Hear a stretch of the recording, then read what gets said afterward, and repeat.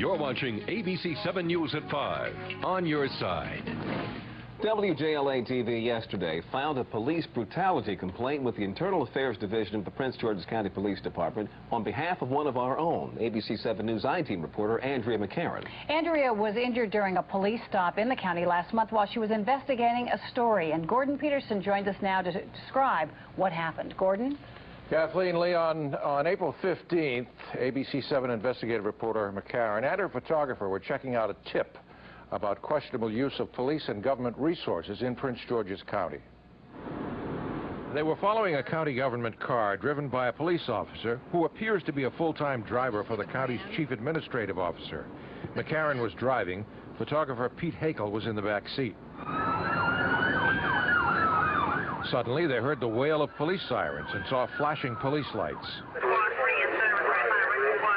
Back at ABC 7, managing editor Dan Patrick heard a call on the Prince George's County Police scanner. Prince George's County Police were stopping a vehicle they said was suspicious in nature because there was someone videotaping them. When we first heard sirens and saw flashing lights, we assumed it wasn't us, and then all of a sudden we're surrounded. She's got a gun pulled on me. Okay, that's right, that's fine.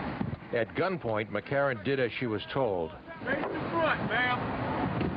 Now 1 second, stand by point. With her hands up, she walked backwards to the sound of the officer's voice.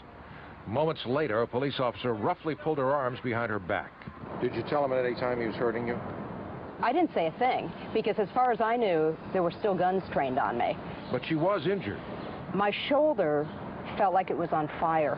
McCarran's shoulder was wrenched from its socket. She may have to have surgery. Drop the camera and yes, sir. Meanwhile, our photographer had problems of his own.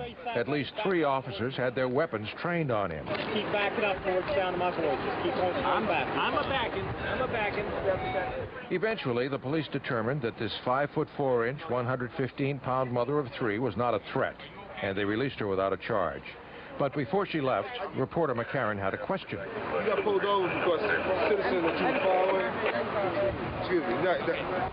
We're not taping this now. I'm not giving an interview. I think it's an obvious case of law enforcement intimidation. Attorney Lucy Delglish is executive director of the Reporters Committee for Freedom of the Press.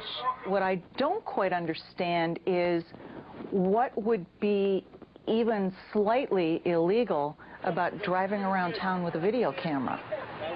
There is nothing illegal about that whatsoever. WJLA-TV has filed an official police brutality complaint alleging that Prince George's County police officers used excessive force against reporter McCarran. The complaint further alleges that the police officers may have known that McCarran was a journalist on assignment. If so, what we have here is a serious case of news media intimidation.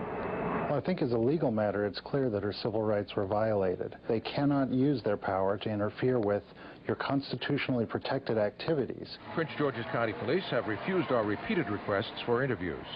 County spokesman Jim Carey told us they, meaning the police, had no suspicion that it was a news crew.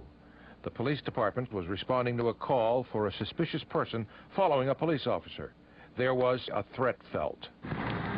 As near as we can recreate it, this is what the officer saw in his rearview mirror when he called for assistance.